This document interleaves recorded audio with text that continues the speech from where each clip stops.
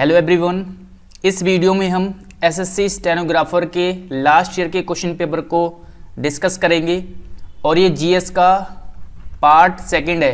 ठीक है, इससे पहले मैंने एक पार्ट बना दिया है जीएस का, उसमें 22 दिसंबर के फर्स्ट शिफ्ट का क्वेश्चन पेपर मैंने डिस्कस किया है जो 2020 में हुआ था। 22 दिसंबर 2020 में फर्स्ट शिफ्ट में जो एग्ज़ाम हुआ था उसका जीएस का मैंने कवर कर दिया है, तो आप वो वीडियो देख सकते हैं अगर आपने नहीं देखी है।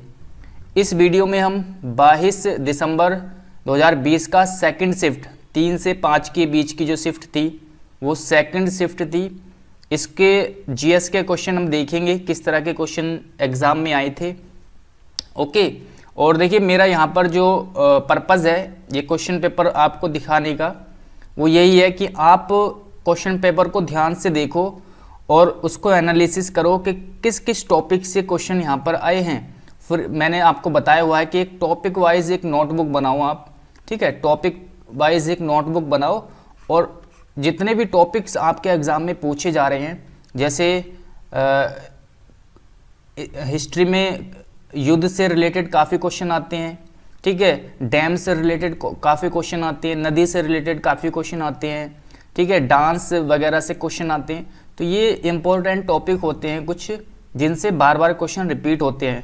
तो आप एक टॉपिक वाइज एक नोटबुक बनाओ और उसमें टॉपिक वाइज आप अच्छे से नोट करो और उसी को पढ़ो। ठीक है, मैंने आपको बताया हुआ है कि जीएस में 30% आप अच्छे से पढ़ लो तो आपके लगभग 80% जो मार्क्स ये 30% आपका मटेरियल कवर कर देगा, जो टॉपिक वाइज होते हैं और स्टैटिक जीके होता है।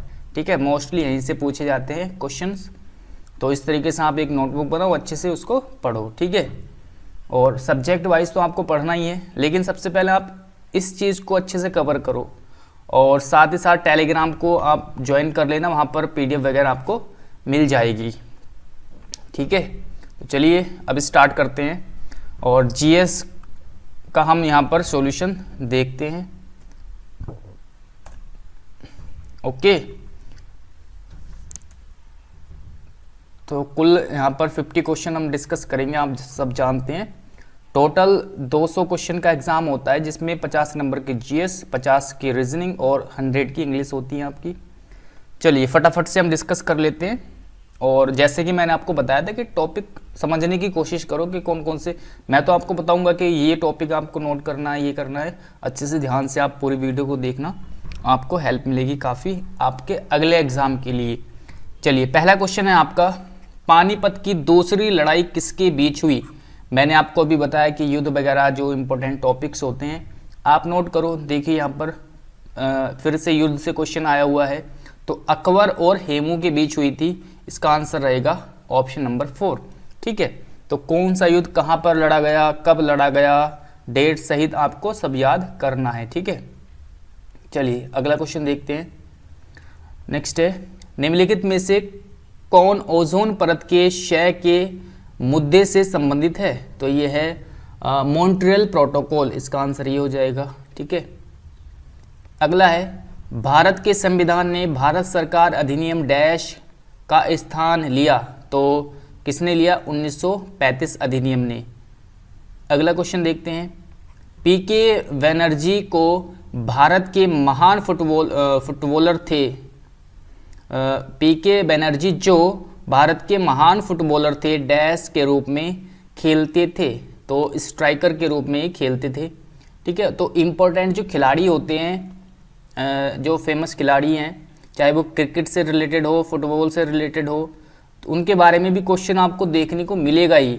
किसी का उपनाम पूछ लेता है, किसी के बारे में पूछ लेता है कि ये किस खेल से रिलेटेड है। तो इस तरीके से क्वेश्चन आपको हर एग्ज़ाम में, मतलब हर शिफ्ट में देखने को मिल जाएगा और मोस्टली एग्ज़ाम में ये पूछा ही जाता है एसएससी के। ठीक है, तो इस तरीके की जितने भी फेमस खिलाड़ी है सारे, उनका उपनाम किस खेल से रिलेटेड है या किस स्टेट से रिलेटेड है, ये सारी चीज़ें आपको एक टॉपिक बना करके नोट कर लेनी है। ठीक है, अगला क्वेश्चन देखते हैं, माइक्रो इकोनॉमिक्स के क्षेत्र से संबंधित पीपीएफ शब्द में यदि पीपी का उपयोग प्रोडक्शन पॉसिबिलिटी के लिए किया जाता है तो अक्षर एफ का उपयोग, यानी एफ का फुल फॉर्म क्या है यहाँ पर, तो यह है फ्रंटियर।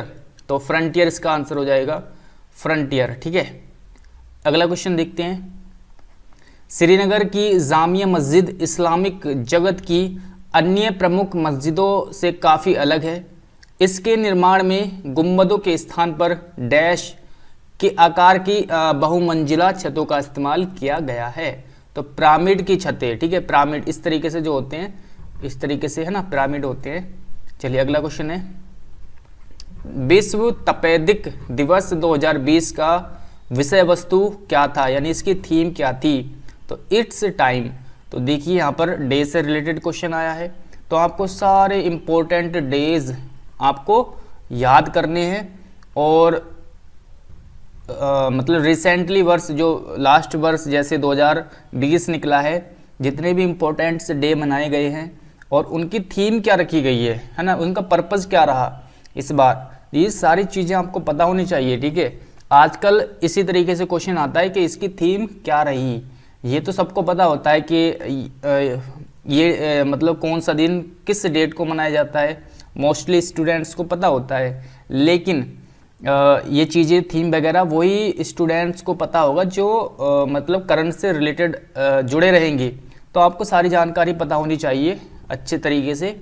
इस तरीके से आपको एक ये डेज वगैरह भी याद करने हैं, कौन सा डे कब मनाया गया और आपको इसका जो पर्पज़ है या थीम वगैरह क्या रखी गई इस बार, इस तरीके से आपको याद होना चाहिए।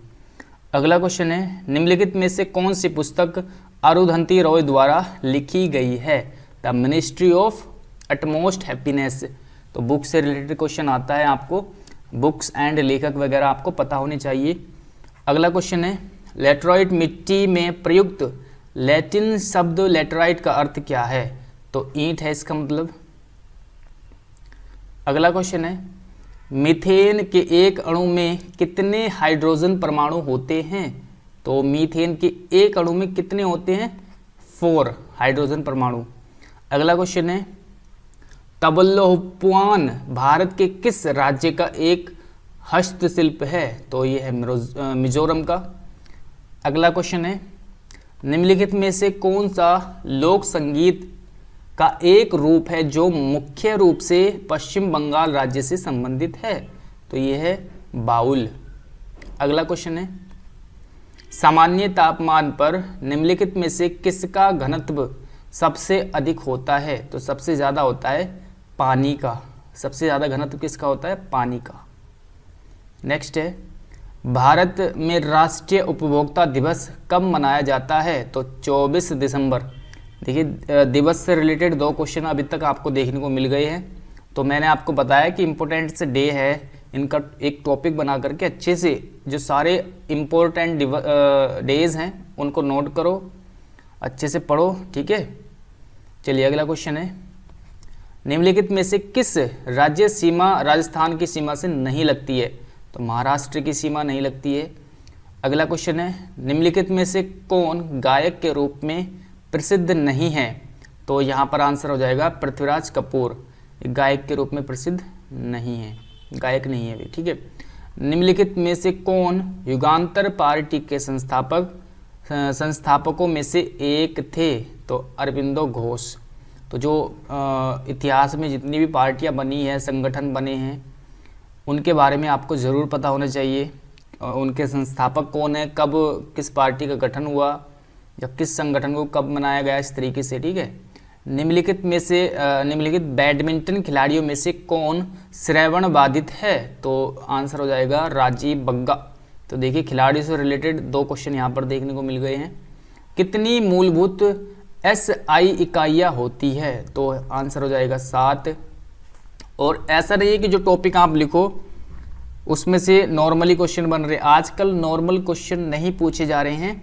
तो इसलिए आपको जो भी टॉपिक लिखना है उसको अच्छे से डिटेल्स में मतलब आपके सोर्सेस बहुत ज़्यादा होने चाहिए, अलग अलग किताबों से, यूट्यूब से सर्च कर करके, मतलब जितना ज़्यादा उसके बारे में आप लिख सको, कंटेंट मिल सके उतना ज़्यादा सर्च करो और उसको लिखो, अच्छे से याद करो, ठीक है।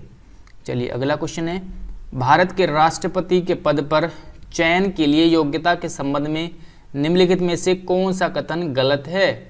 उसे ग्रेजुएट होना चाहिए। तो स्टडी से तो कोई रिलेटेड यहाँ पर नहीं है। हाँ, 35 वर्ष की आयु होनी चाहिए कम से कम, और लोकसभा के सदस्य के रूप में चुनाव के लिए योग्य होना चाहिए, ठीक है, उसे भारत का नागरिक होना चाहिए। तो ये तीनों पॉइंट सही है, बाकी पहला जो है गलत हो जाएगा। भारत की पुरुष हॉकी टीम ने ग्रीष्मकालीन ओलंपिक खेलों में आखिरी बार कब कांस्य पदक जीता था? तो 1972 में हो जाएगा। चलिए अगला क्वेश्चन है, सरस्वती सम्मान से पहले विजेता कौन थे? सरस्वती सम्मान के पहले विजेता पूछा गया है, तो पहले थे हरिवंश राय बच्चन। कई बार क्वेश्चन आ चुका है, तो इम्पोर्टेंट पुरस्कार वगैरह से क्वेश्चन बनते रहते हैं, तो इनको भी अच्छे से आपको नोट करके याद करना है। डैश तत्व की परमाणु संख्या 99 है, तो किसकी है? आइंस्टीनियम की। अगला है, हड़प्पा सभ्यता के पुरातात्विक स्थलों के संदर्भ में निम्नलिखित में से कौन सा युग्म गलत है? आंसर हो जाएगा राखगढ़ी, पंजाब।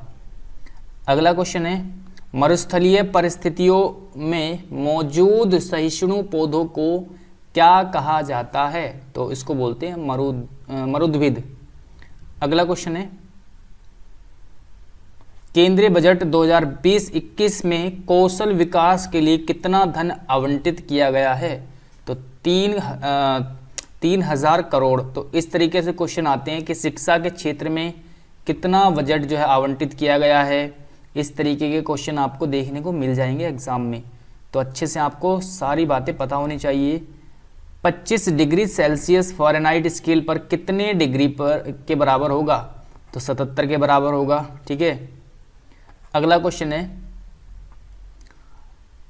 28 क्वेश्चन है, निम्नलिखित में से कौन से अनुच्छेद भारत के धर्म की स्वतंत्रता के अधिकार से संबंधित है? तो 25 से लेकर के 28 तक ये क्या है? धार्मिक स्वतंत्रता के बारे में बताता है। अगला क्वेश्चन है, 1975 के पहले विश्व कप में भारतीय क्रिकेट टीम के कप्तान कौन थे? तो ये कौन थे? वेंकट राघवन इसका आंसर हो जाएगा।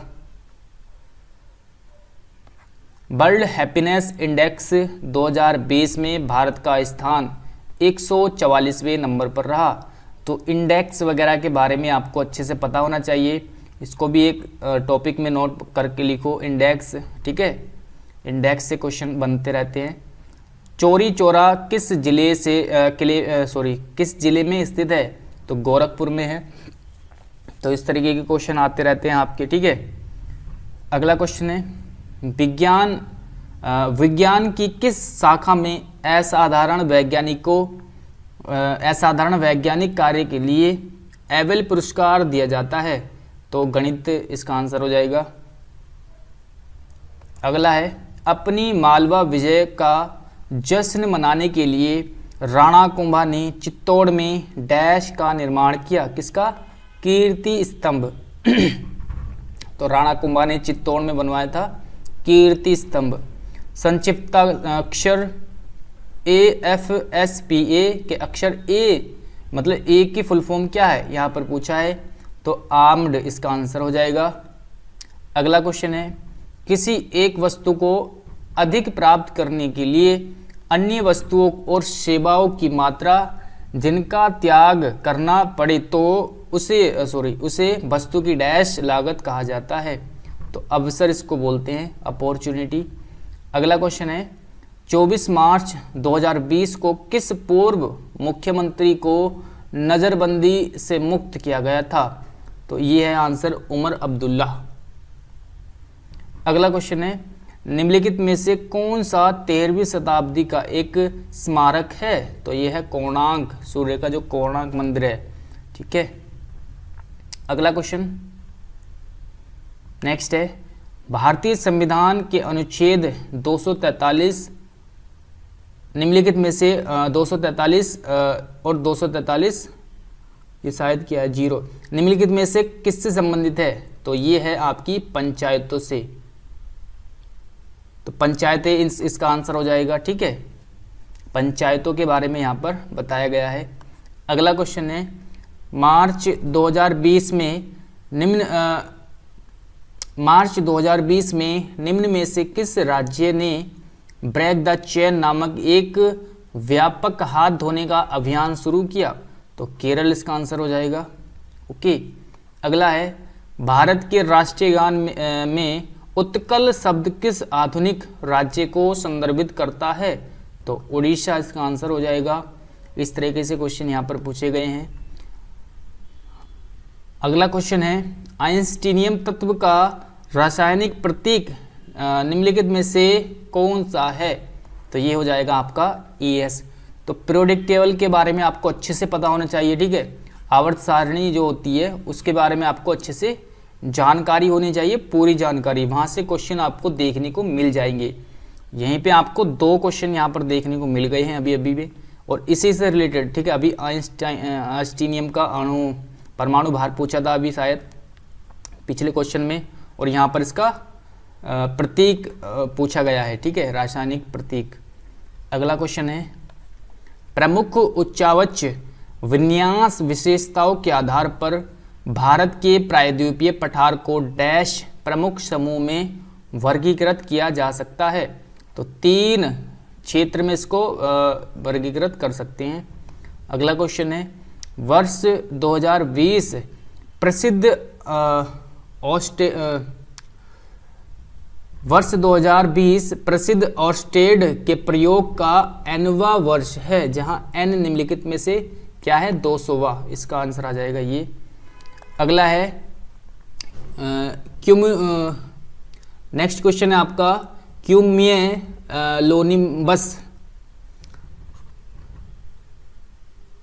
अगला क्वेश्चन है आपका कुमुलोनिम्बस एक प्रकार का डैश होता है? तो बादल है, ठीक है। ये इसका आंसर हो जाएगा बादल। निम्नलिखित में से कौन सी नदी पूर्व की ओर नहीं बहती है? तो पेरियार नदी है जो कि पूर्व की ओर नहीं बहती है। अगला क्वेश्चन है नेक्स्ट है निम्नलिखित में से किस रंग के प्रकाश की तरंगदैर्ध्य पीले प्रकाश की तरंगदैर्ध्य से अधिक होती है? तो हो जाएगा आंसर नारंगी।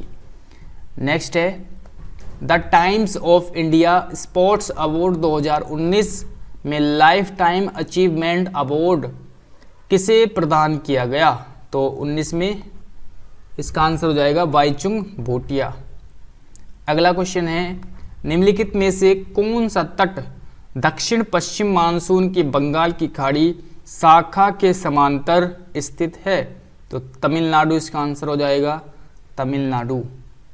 अगला क्वेश्चन है भारत के संविधान के डैश में राज्य की नीति निर्देशक तत्व है? तो किस भाग में है? भाग 4 में। आर्टिकल्स के बारे में अक्सर क्वेश्चन आते रहते हैं, अमेंडमेंट और आर्टिकल्स।